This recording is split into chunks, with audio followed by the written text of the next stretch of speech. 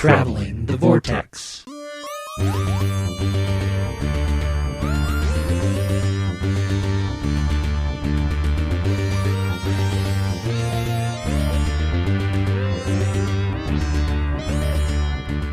We've joined the Doctor and man's best friend as they travel through the vortex and arrive at episode 505, which is as unpredictable as Nitro 9. I'm Keith.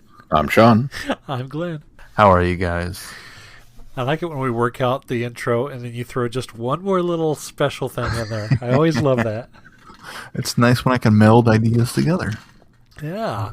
Doing good. How about you guys? You guys have a nice Halloween? It was okay. It was just okay. You got little ones. You guys should be enjoying Halloween. All mine are outgrowing it now. Well, unfortunately, Gemma woke up on Halloween with a sore throat, so she wasn't feeling too great. So it was kind of a lower key Halloween than we kind of anticipated. Oh, that's too bad. Is she feeling better Liam today? did not want to, not much, a little bit. Her went from a sore throat to a runny nose, so that developed quickly. Yeah. Oh. And Liam did not want to get dressed. Did not want to put his costume on. We were costume shopping. He was sitting in the cart. We showed him one. He saw the Spider-Man one. He grabbed it from our hands, threw it in the cart behind him, and said, "Yes, this is what I want." We get it home. He won't put it on. So we just joked that he was Peter Parker. There you go. That's as you do. Sean, how did Shy do?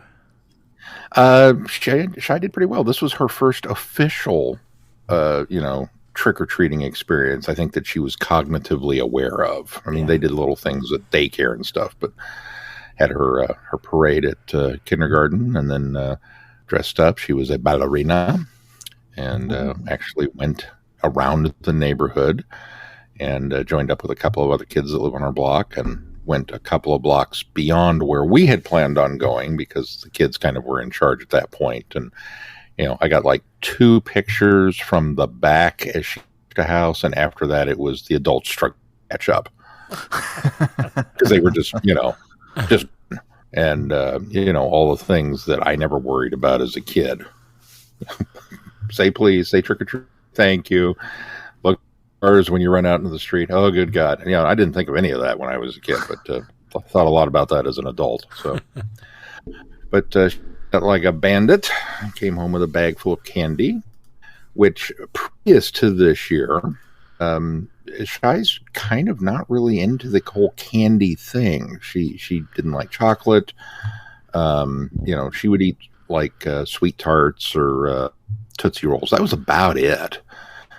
Which A, meant more for the rest of us, but B, it meant that we could kind of monitor her sugar intake, which we were pretty grateful for because this kid is, she doesn't do well on sugar.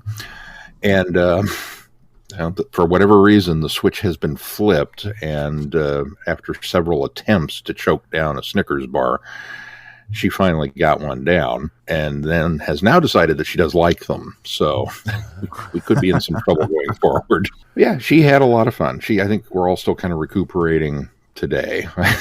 It seems like I'm pretty wiped. She fell asleep on the couch.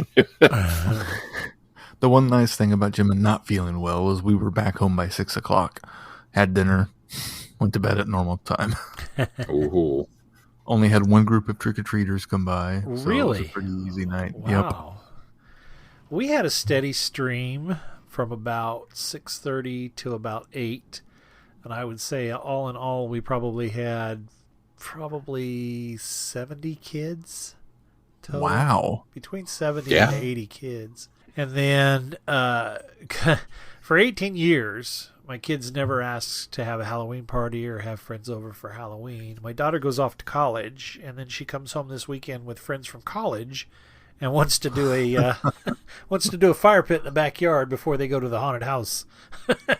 So I spent all day Sunday cleaning up the backyard a little bit, getting the fire pit ready, and then getting it set up and getting some fairy lights or Christmas lights up around our umbrella in the back, so they had some light. And of course, then Holly went and got stuff for s'mores and things like that. So we got it all set up and then turned them loose. And then after they were done with that, they ate pizza and they all got their costumes, and then they all went off to go through the haunted house. They did that Project Tower, which Caitlin has been volunteering, and for the last 2 weekends she's been coming back and volunteering for that, where she acts in the haunted house. And so, but Sunday she knew she was going to have to go back, so she didn't take a shift. So that's why they decided to come here and go through it, so she could go through it with them. So very cool. And Mason just sat in his room all day. Actually, he was online with friends all day, so he was socializing. It just happened to be over the internet. Yeah, well, it's odd how obviously there was nothing last year for fairly good reasons, but we never seem to get many trick-or-treaters over here. And we've had a couple other families move on to the block that have kids, so we kind of thought that we'd have a bigger turnout this year. But we, set the bowl out and everything, and from all reports from the other parents who were home handing out candy, there were about 5. And that was it for the whole. That's kind of par for the course for us. But just a couple blocks over, kind of the same and steady stream of kids. And I had made a quick trip to the store, the Dillons over on Brookwood, and was coming back down Randolph, and man, that place was hopping. I mean, there were kids, and they were skipping and running down the streets, and the one set of kids that were going up to the houses while the parents crept along in the car because they weren't getting out. I mean, it was like old school Halloween. I was like, okay, cool, nice. But it's weird just from and this is not like different neighborhoods really. This is all within 10 blocks of each other. Huh. All right. Well, anything else? I didn't do anything much this week, so. I guess I did do my normal War of the Worlds on Halloween. Oh, you did? Oh, good. Yeah, I didn't have a party or anything. Just listen to it. And then, there was that, what's that new show that came back? I don't remember the name of it, but they dropped their first episode of the season on Halloween. So we watched that. I'm kidding. We watched Doctor Who on Halloween. Are you kidding me? I think we all knew what you were talking about. You don't think it was too subtle? No. Unless what we did in the shadows, came back. I think that one just wrapped, didn't it? I have no idea. I stopped watching after the first half season. All right. Well, should we talk about the episode? Chapter 1, The Halloween Apocalypse. On Halloween, all across the universe, terrifying forces are stirring. The life of Dan Lewis is about to change forever. Why is the Doctor chasing Carvanista? And what is the Flux? I don't think I said his name right. Does it have a Spanish flair? Is it Carvanista? I think they did say it more like Carvanista. I'll be honest, most of the dialogue in this floated right over my head because it was delivered at such a rapid pace and high pitch. And an accent I'm not quite used to yet. Yeah. Takes me a little while to get back into Jodie's accent. And Dan really is from Liverpool. As I say, then you put in the Liverpudlian accent and bow. I thought Lizzie from Bake Off was going to help me, but I realized I relied too much on their subtitles on Netflix. What'd you guys think? I liked it. Yeah, me too. The episode sets up more than it delivers. Let's be honest. There's not a lot. What I expected, though. Yeah, there's not a lot of story that. Well, I didn't expect that, and I think that's what I found fascinating about it. I saw a Radio Times article that referred to the episode as like a series finale but backwards. And I think that's probably the most apt description for it, because I think that's the idea, is that they wanted to show us sort of where we're going this season and then tell us the story along the way. And I think that's what they did a really good job of doing, was setting up the rest of the season, introducing the cast of characters, introducing the players. It's at the expense of having any coherency of what's happening. There's moments of picking it up, and introducing Dan, I think, was probably the primary point of this entire story. And I thought they did a good job. I think I really understand who the character is. He's this guy that's just this nice, genuine guy who loves Liverpool. who, obviously he works at the food bank, but he's, proud enough not to take any of the food home with him, even though he has none in his house. He needs it. Yeah. Yeah. I think the establishment between and I can't say the dog's name either, but the dog man and not Chewy. Rover. Yeah, the Lipari guy and Dan, and I thought that was a neat little twist on the fact that it's not an invasion, it's not his people coming, it's him getting his human because they're protecting the human race.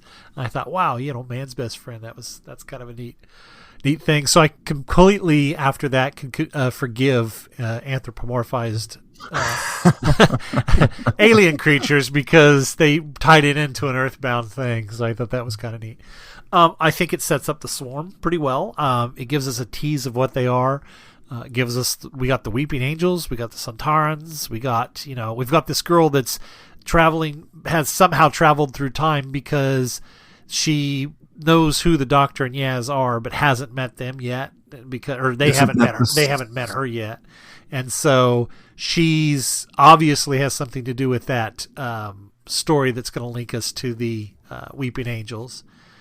And let's see, what else did they set up? And then there's obviously we saw her get transported back, so we obviously know that is all interconnected somehow. Right, and I don't know. It seems to me that that's not even the first time that she traveled back. So yeah, hard telling on that one. And then let's see. And then the Victorian London, where they're digging underground. There's, we don't know what's going on there, but some guy's preparing for something that's coming. So yeah, I counted, I think, 3 subplots throughout it, of introductions of character, or 3 to 4, depending on how much the space station person winds up tying there you into go. I forgot about else, him. Yeah, which I think will lead to episodes focused on those characters and that storyline while still tying into the overall Flux. I think it was a great start to a season where they're trying to do a full-blown story throughout the whole season. I think it's a great way to introduce everyone. It's had a lot of good action, a lot of good intrigue. A lot of these side characters I'm interested in and want to know more about, so I'm looking forward to their episodes coming up. Didn't tip the hand too much on the villain to know what's kind of going on with it, other than, he escapes and he's wreaking havoc, and obviously has a history with the Doctor, so there's a lot of great juicy stuff that I look forward to digging into on it. And I like Dan. I thought Dan was a good introduction and a good new companion to have.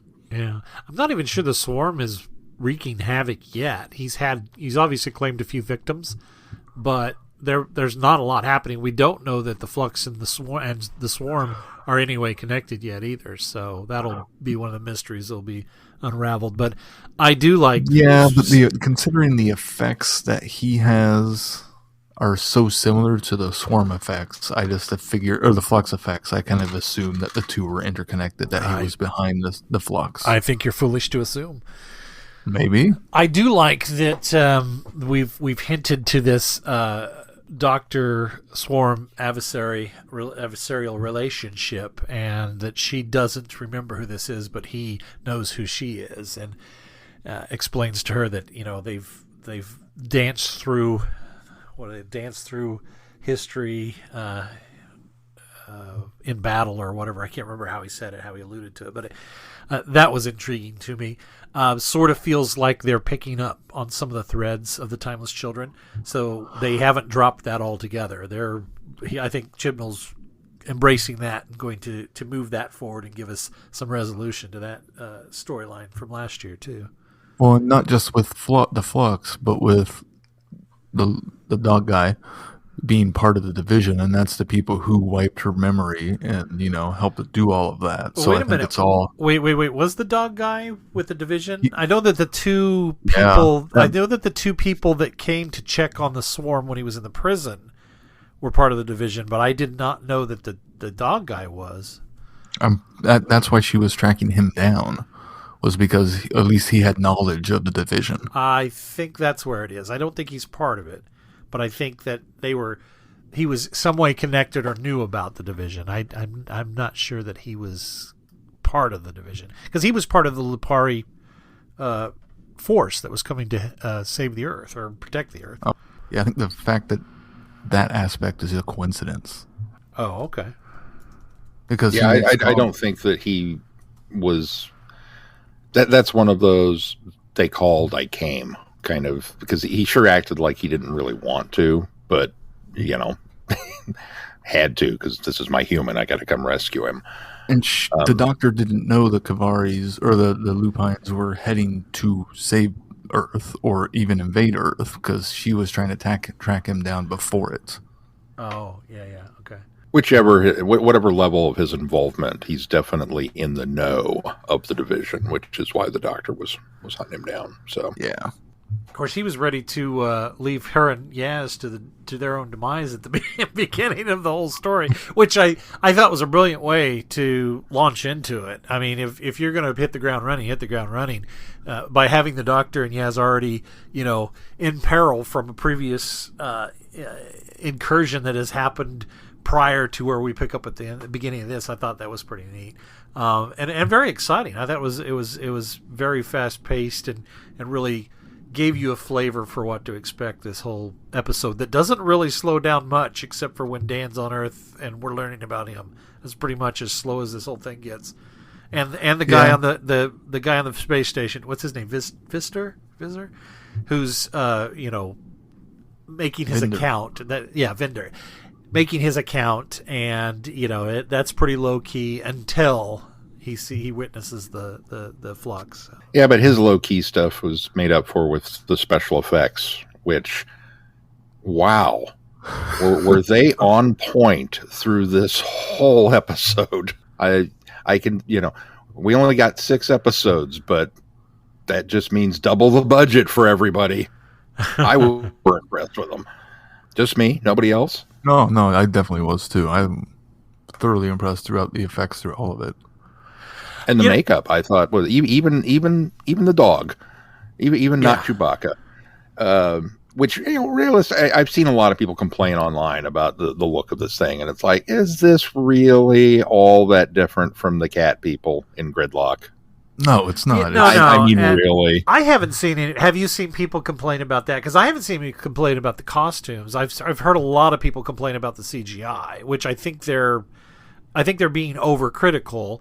Number one, if bad CGI takes me out of a story, then it's bad CGI. But this CGI didn't take me out of the story in any way. Now, is it Avengers level, Star Wars level CGI? Probably not. But is it bad CGI? Not by any stretch of the imagination. I think that they did a fine job with what they had. And there's a lot of CG in this, because we get a lot of space shots, a lot of space scenes in this one. Yeah. More so than anything we've seen before. We've had worse CGI on the show. Yeah. Yeah. No, I agree with both of you. I think in some ways, I wonder if the reach hasn't exceeded the grasp, but with only 1 episode under our belts, it's kind of impossible to tell. I think the Radio Times nailed it. This feels like a finale. It's big and bombastic and just all of those. It's like an RTD era finale. I mean, it's that level of kind of insane and everything going on at the same time, and lots of different story threads, and all played at one volume. And it was a lot of fun. It really was kind of a blast. I am concerned a little bit that I wonder if they'll be able to keep up the certainly the pacing, but whether or not the compelling nature of all these desperate threads as they come together is going to work or not. If it does, wow, fantastic. If it doesn't, it'll be a spectacular train wreck. But either way, it'll be cool to watch. Yeah, right. I agree. I don't know that I'm sold on all of these individual characters yet, but I'm really curious to know where they're going with it. And I thought the dollops of information as they came, it was kind of just enough at the moment that I needed it. Like the dog revelations that, oh wait, there's 7 billion ships, they're coming to invade. Oh wait, there's 7 billion humans, there's 7 billion ships, you're coming to rescue them. And we kind of, just at the time I was starting to get frustrated with, how does this fit into the story that they're telling? What is this guy's deal? Then they gave me that. I was like, oh, okay. Yeah. And it seemed like just enough with each of them. There was a moment of genuine shock and kind of disbelief at the Weeping Angel. Yeah, I mean, I knew they were in the season. I didn't expect them to be in the first episode. And very cool to have one on Halloween. Didn't do much. Finally. Well, I mean, of all things to put in a Halloween episode, it needs to be a Weeping Angel. Finally, and a very creepy and effective scene that was. Yeah. With how it was put together, I didn't expect to see the Sontarans this early. Maybe a little stinger at the end of the episode or something, knowing that the next one's called War of the Sontarans. But no, here they are, and just right off the bat, took that helmet off and was like, wow, old school Sontarans. And I knew it was coming, but to see it actualized on screen was very cool. It was certainly a throwback. I think the Doctor and Yaz are in an interesting place with their relationship, which I quite enjoyed, honestly, just the two of them, even though they're a bit at loggerheads, it seems, because the Doctor, once again, is not being completely honest and truthful. But, I like where they're going with that. I like Dan. I think he's going to be he reminded me a lot of Jamie. I was going to ask if anybody else got that vibe. Yeah, maybe a little bit. I didn't while I was watching it, but I could see that. Just kind of his earnest befuddlement through the whole thing, but willingness to jump in. It just kind of seemed like a very Jamie McCrimmon character. So sure. Happy with that, and looking forward to more. As soon as they showed the laptop, I knew. I was like, Dan doesn't own that. He could have hawked that for food. So I knew something was up with the laptop, but I didn't expect to see a shrinkage implosion device. That was cool. And I just overall, I would say pretty high marks. Like I said, it was chaotic and it was very messy, but it moved along and it was fun, and it was chaotic and messy in a way that kind of said, trust us, we know what we're doing. And so, okay, I'm along for the ride. I don't think the Doctor showed near enough concern for the TARDIS melting or doing whatever it was doing. And the weirdness with the doors. Yeah.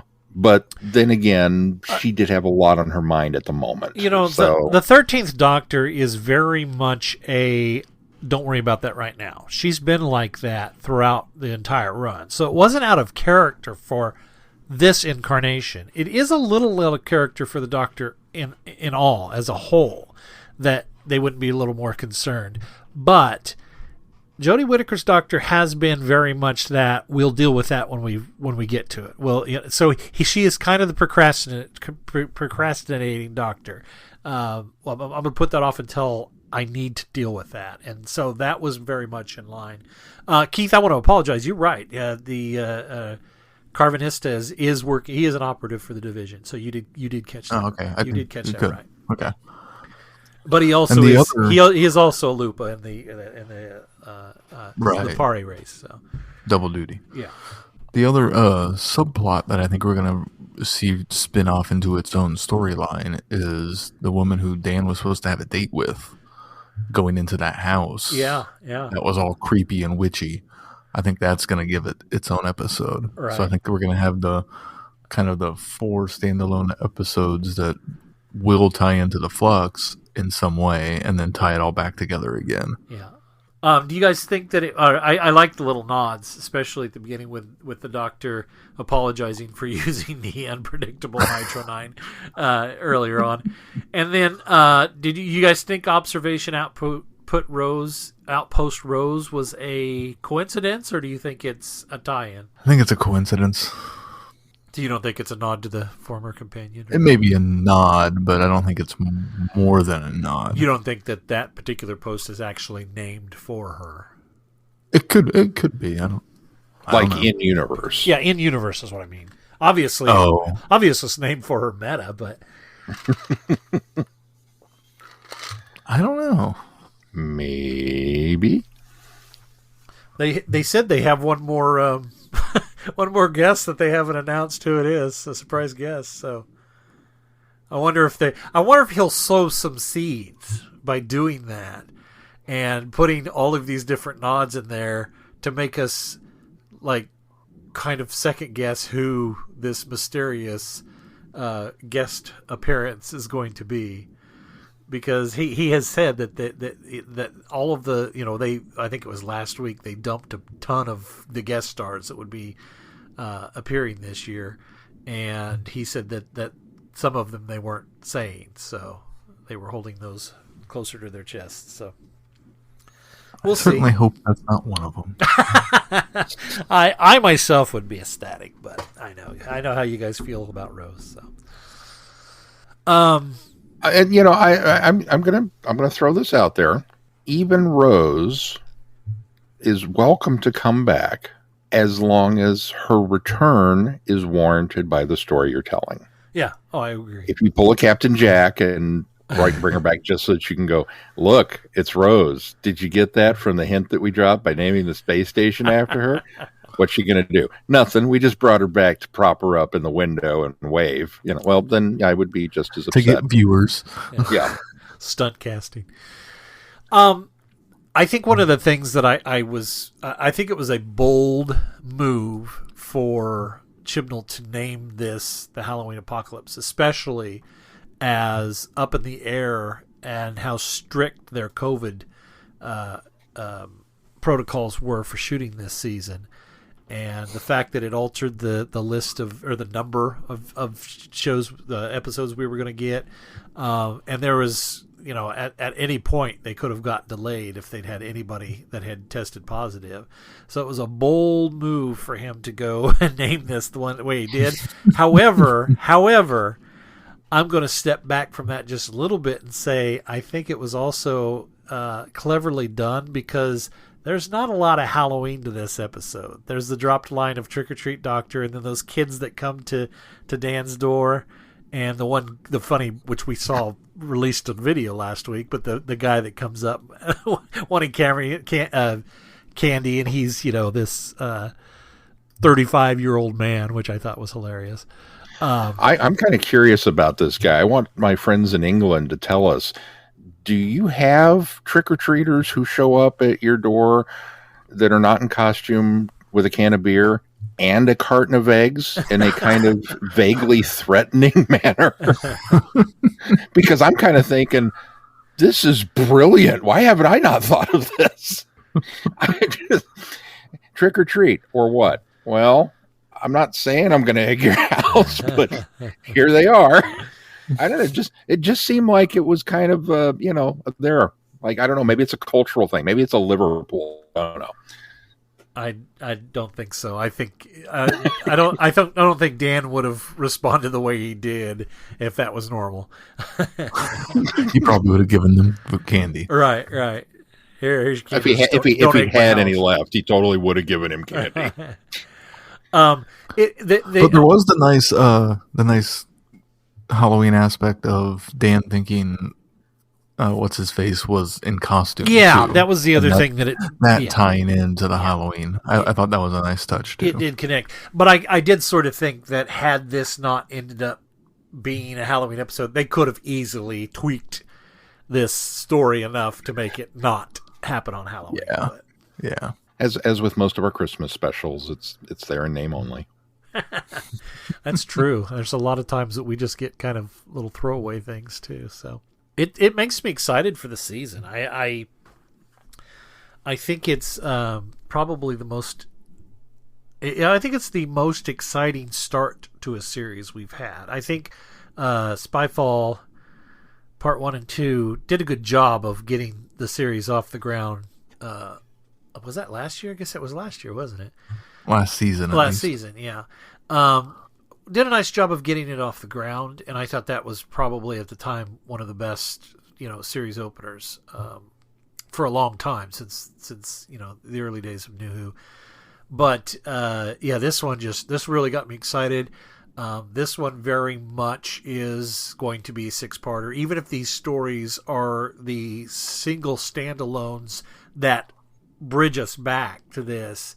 To me, by setting it up this way, really makes it feel like Chapter 1, Chapter 2, Chapter 3, that it is a true 6-part story that we're getting in the vein of, the old days. Probably, well, you were likening it to the last 6-parter we got as in number, but I think this almost makes it feel more like a Trial of the Time Lord or Key to Time kind of connected series.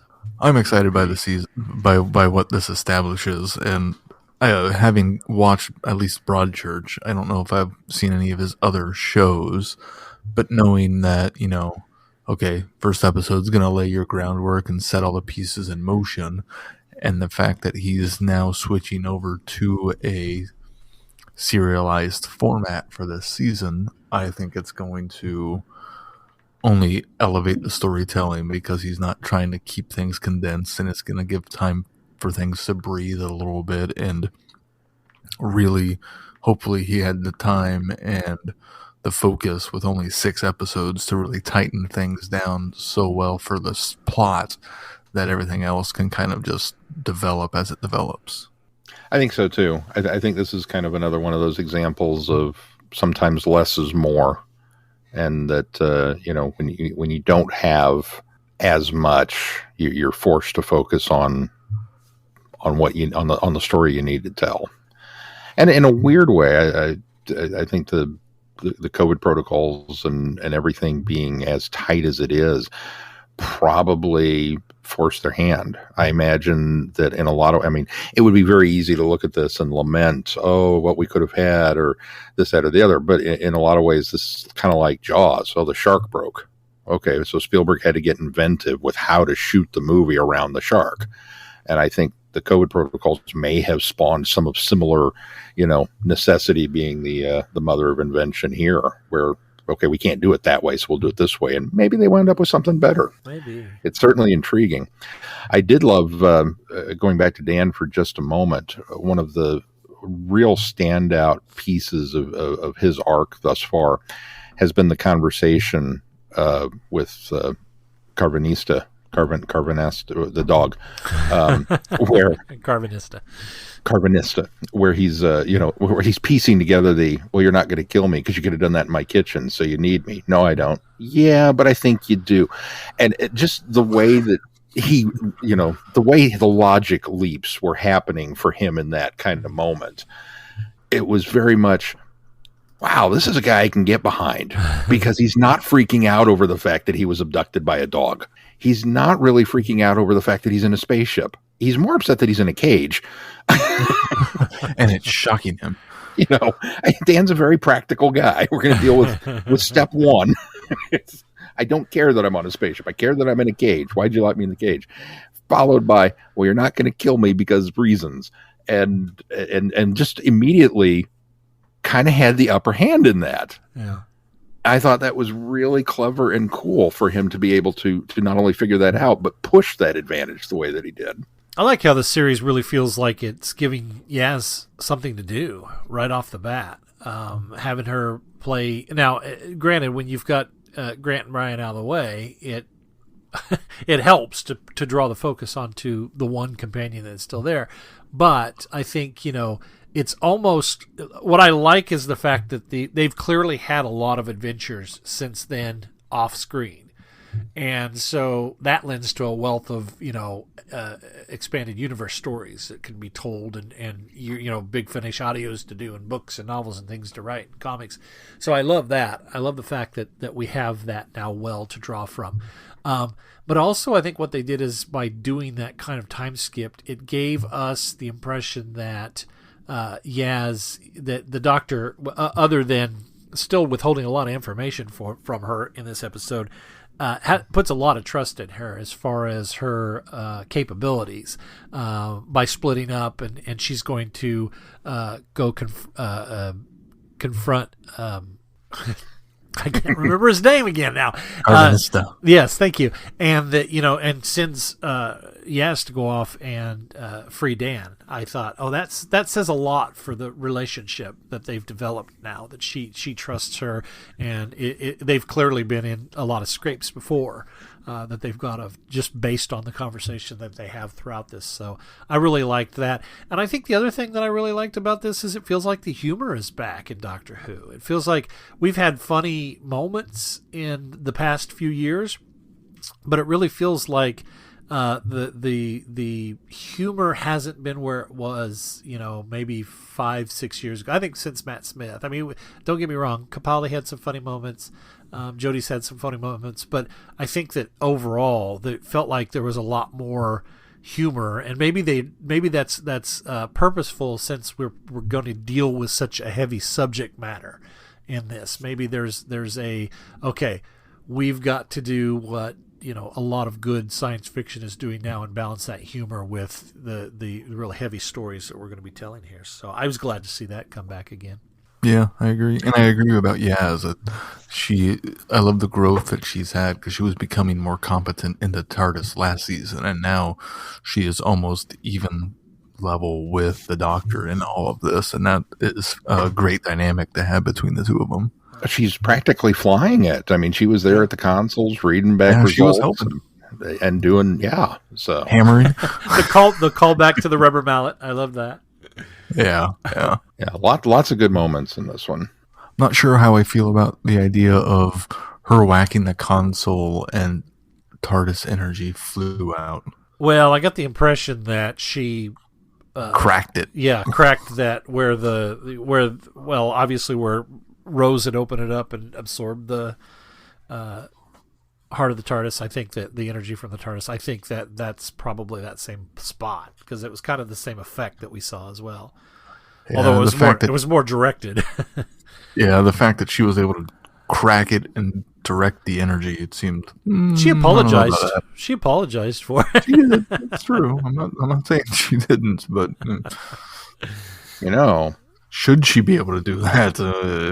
Yeah, I was fine with it. That's another callback to Rose. Yeah, see, there you go. pretty direct one right there. Yeah, there you go. No. Good stuff. We'll see what comes in the weeks to come. Weeks to come. Well, how about now?